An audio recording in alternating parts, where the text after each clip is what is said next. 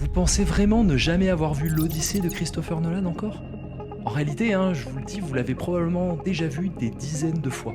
On présente souvent l'Odyssée comme un monument de la littérature antique, presque intimidant, parfois un peu poussiéreux même, mais en réalité son influence, elle est partout. Parce que derrière une immense partie du cinéma populaire se cache une histoire vieille de presque 3000 ans.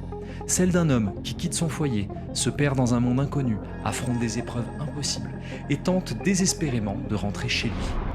Alors même sans avoir lu Homère, il y a de fortes chances que vous connaissiez déjà cette histoire. Oui, oui, tu vas voir, je te jure. Évidemment, les personnages changent, les monstres aussi, les mers deviennent parfois des galaxies, des rêves ou des champs de bataille, mais au fond, le voyage, il reste le même. Et c'est précisément pour ça que le prochain film de Christopher Nolan m'intrigue autant. Parce qu'en adaptant l'Odyssée, Nolan ne s'attaque pas seulement à un grand classique de la littérature.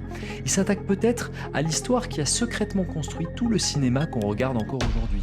Mais alors, si on connaît tous déjà cette histoire, qu'est-ce que Nolan peut encore nous montrer? Eh bien, je me suis tout simplement rendu compte de quelque chose d'assez troublant, dont personne ne parle.